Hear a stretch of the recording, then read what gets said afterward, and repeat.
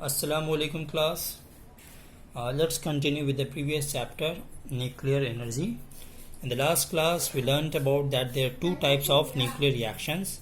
Basically there are two types by which we can get the nuclear energy. One is called nuclear fission and another is called nuclear fusion. Okay, so we had already learned what is called nuclear fission. Let me give you a quick revision of nuclear fission. Nuclear fission is the process in which a very large nucleus like uranium is bombarded with slow neutron. Then this large nucleus breaks into two or more than two smaller nuclei along with some amount of energy and along with some neutrons. This process is called nuclear fission reaction. Okay, and this nuclear fission reaction is a chain reaction. Chain reaction means the reaction which happens again and again. Okay, why this called chain reaction? Because you can see that in every nuclear fission reaction, okay, three more neutrons are produced and these neutrons again can start a new nuclear fission. Okay, and again in that nuclear fission some more neutrons will be produced and that neutron will again start some another nuclear fission. So basically in this case what will you see that the nuclear fissions are continuously happening. Okay, so that's why it is called a chain reaction. So this chain reaction can be of two types. One is called uncontrolled chain reaction and another is called controlled chain reaction. What is uncontrolled? I had told you in the previous class. Uncontrolled means you just see this example. We know that in every nuclear fission energy is released. Okay, so after first nuclear fission, okay, then the three neutrons will produce three different nuclear fissions, so the amount of energy will be again three times now in the first of the first case. So suppose in the first case the energy was E, amount of energy was E. So in the second step of nuclear fission the energy will be three times. Okay, and in the third step of nuclear fission the energy will be again three times, 9E. Then again fourth step, 27E. So basically you can see the amount of energy is multiplying by three times in every step. So and this reaction happens so quick that the tremendous amount of heat energy is released and which is beyond the control of humans. Okay, so basically this is this is how atom bomb is made. Basically in atom bomb uncontrolled chain nuclear fission takes place. So basically we can say that this is the disadvantage or the misuse of the nuclear fission. So in exam you can see this kind of question, what is the misuse or disadvantage of nuclear fission? I have written the answer. Atom bomb is based on nuclear fission.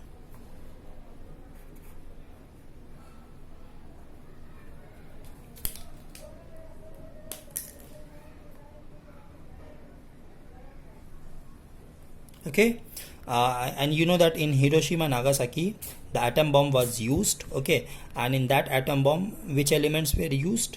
It were uranium and plutonium. Okay, U-35 and Pl-239 were used in the atom bomb. Okay, so basically this was the misuse or disadvantage of nuclear fission. Okay, what happens here? There is uncontrolled chain reaction.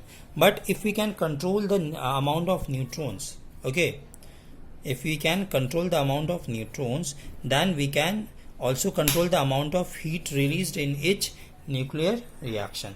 Now, so that becomes a controlled chain reaction. Am I clear? So basically the question comes, what is the peaceful or usefulness of nuclear fission reaction? So basically we can say that in nuclear power plants in nuclear power plants uranium is used as a fuel to undergo the nuclear fission reaction. Okay, and this produces heat energy and that heat energy produces electricity by turning the turbine. Okay, am I clear? Useful और peaceful use of energy का मतलब क्या हो रहा है? इसका मतलब ये हो रहा है कि एक तो हम लोग देखें जो इसका डिसएडवांटेज है न्यूक्लियर फिशन का, वो एटम बॉम्ब में हम लोग यूज़ कर रहे हैं, मतलब वो उसका मिसयूज़ हो जा रहा है न्यूक्लियर फिशन का.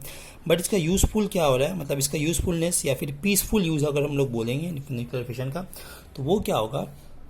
देखो हम लोग को पता है कि जो न्यूक्लियर पावर प्लांट है, ठीक है, न्यूक्लियर पावर प्लांट में क्या होता है, वो न्यूक्लियर फिशन ही करवाया जाता है जिसके ज़रिए बहुत huge amount of energy release होता है. वो जो एनर्जी होता है वो किस फॉर्म में होता है? बेसिकली वो हीट एनर्जी होता है.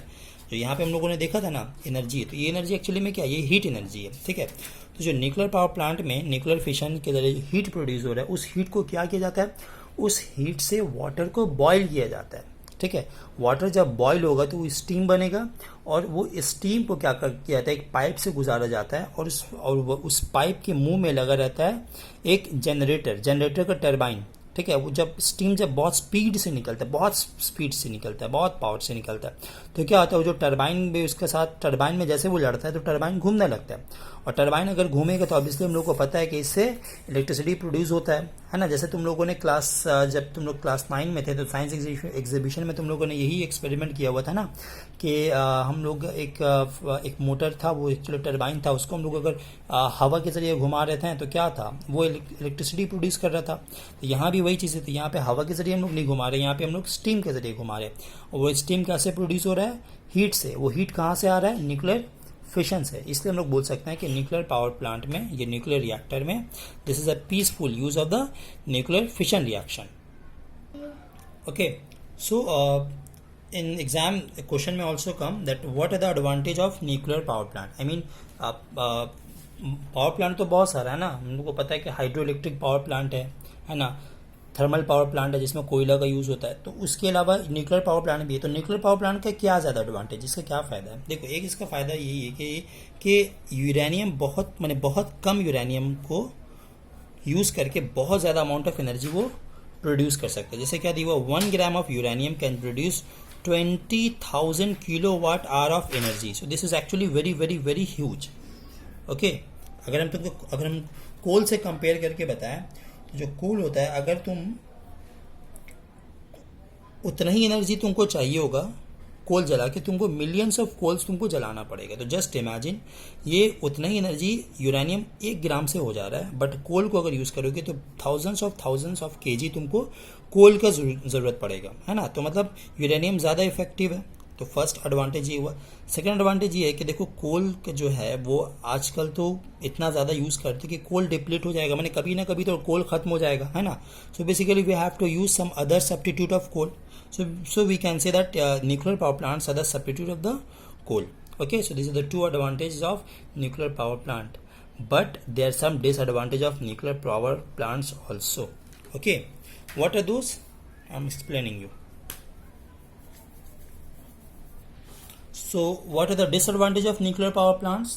The first disadvantage is the leakage accident, because suppose by any mean, okay, किसी भी एक्सीडेंट के जरिए कुछ भी वहाँ पे न्यूक्लियर पावर प्लांट में जहाँ पे यूरेनियम रखा हुआ रहता है ना, अगर मान लो वहाँ से यूरेनियम का लीक हो रहा है, तो यूरेनियम तो पता है कि ये एक रेडियो एक्टिव एलिमेंट है, मतलब इसमें से रेडिएशन निकलता है, अल्फा बीटा गामा रे निकलता है ना। तो ये अल्फा बीटा गामा रे क्या हुआ है, अगर वो निकल रहा है तो उससे वहाँ पे जितने भी लोग मजदूर जो भी है, जो वहाँ पे काम कर रहे हैं उस न्यूक्लियर पावर प्लांट में, वो लोग को इफेक्ट होगा, है कि नहीं।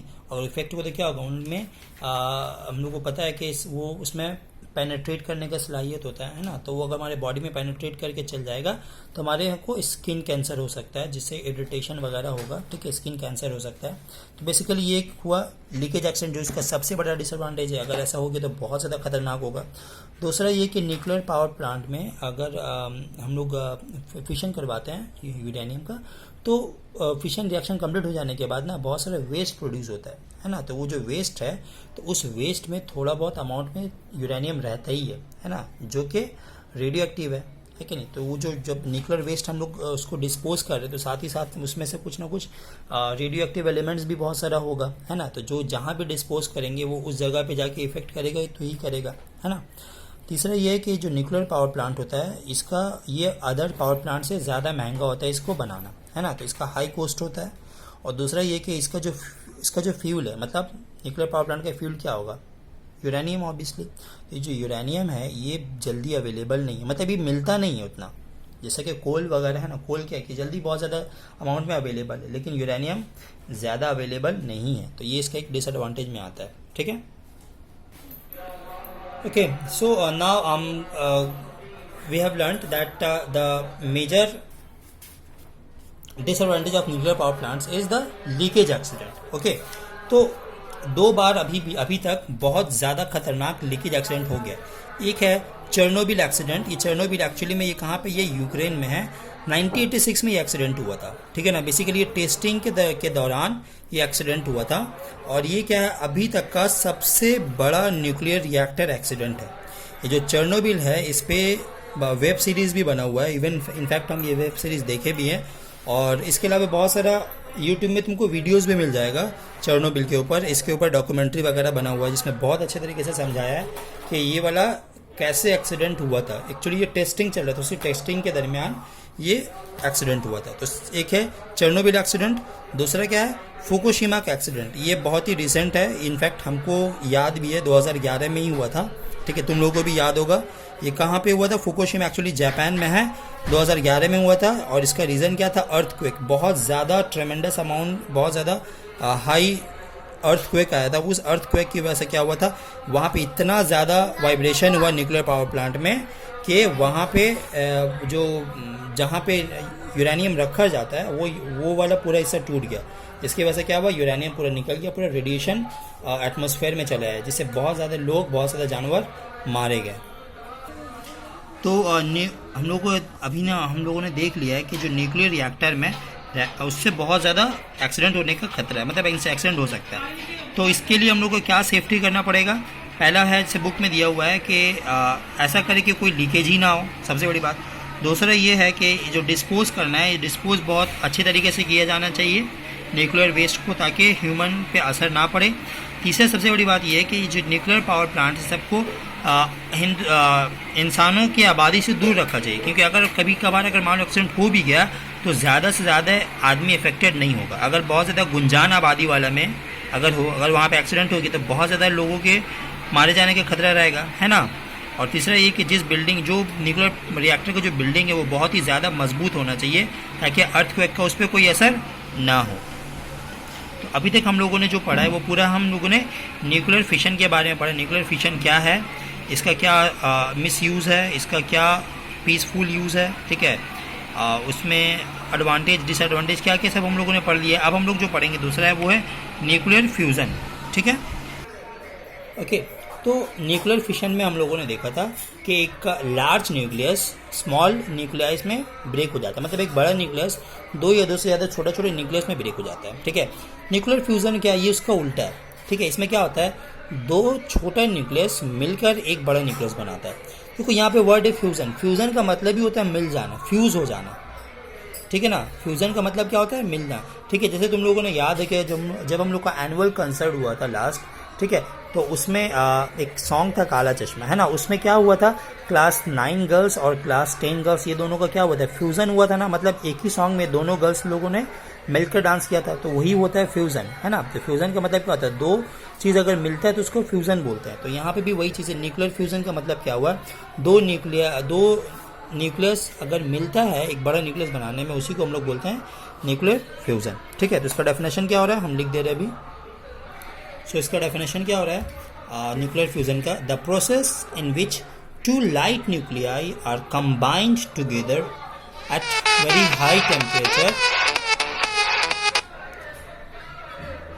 to form a stable heavier nucleus with the release of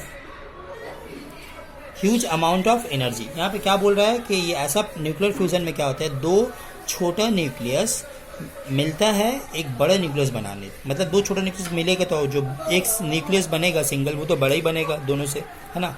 और ये जो होता है कब है, किस टेम्परेचर पे, बहुत ज़्यादा टेम्परेचर लगता है, मतलब 10⁶ केल्विन, है ना। बस में इतना टेम्परेचर लगता है, और इसके साथ साथ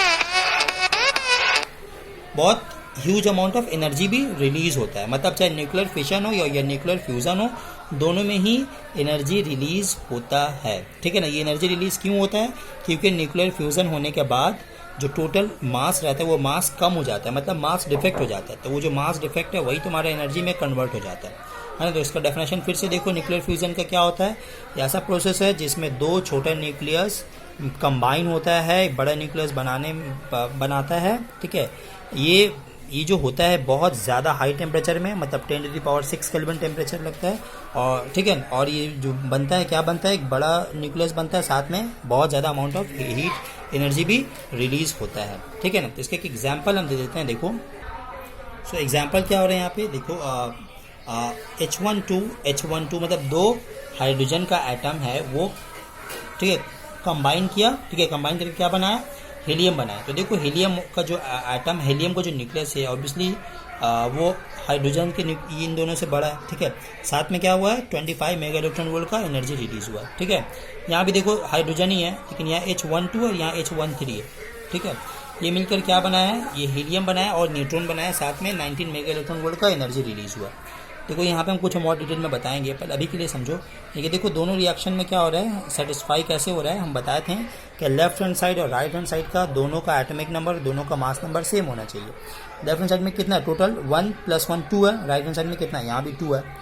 एटॉमिक नंबर ठीक है, मैच हो जा रहा है। मास नंबर कितना है, यहाँ भी 2, यहाँ भी 2, 2 + 2 4, यहाँ भी 4 बना, चलो सही है। इस वाले में देखो H12, मतलब यहाँ पे एटॉमिक नंबर देखो, इसका भी 1, इसका भी 1, यानी 2। हीलियम का कितना है, यहाँ भी 2 + 0 यानी 2। मास नंबर कितना है, 2 और 3 5, यहाँ पे कितना है 4, और न्यूट्रॉन है तो 4 + 1 5, मतलब यहाँ मैच कहा जा रहा है। बट देखो यहाँ पे एक चीज़ तुमको देखने मिलेगा, यहाँ पर हाइड्रोजन का अलग अलग यहाँ पे मास नंबर है ना, एटॉमिक नंबर सबका सेम है, 1 है सब में, लेकिन मास नंबर देखो यहाँ पे 2 भी है, यहाँ पे 3 भी है। तो ऐसा क्यों, ऑब्वियसली तुम लोगों को पता होता है आइसोटोप, है ना। आइसोटोप वर्ड के बारे में सुने होंगे, ठीक है। आइसोटोप क्या होता है, same atomic number different mass number, है ना। तो जितना का एटॉमिक नंबर सेम होगा मतलब सेम एलिमेंट है, लेकिन मास नंबर अलग अलग होगा, उसको बोलते हैं आइसोटोप्स। तो हाइड्रोजन का 3 आइसोटोप्स होता है। देखो जितना भी हाइड्रोजन है सबका एटॉमिक नंबर 1 रहेगा, बट मास नंबर अलग अलग होता है। एक का होता है 1, एक का मास नंबर 2 होता है, एक का मास नंबर 3। तो 3 अलग अलग टाइप का हाइड्रोजन हुआ ना, ये सब क्या होगा, आइसोटोप होगा। सबका नाम होता है, इसको बोलते हैं हम लोग प्रोटियम, इसका बोलते हैं हम लोग ड्यूटेरियम, ठीक है, और इसके बोलते हैं हम लोग ट्रीटियम, ठीक है।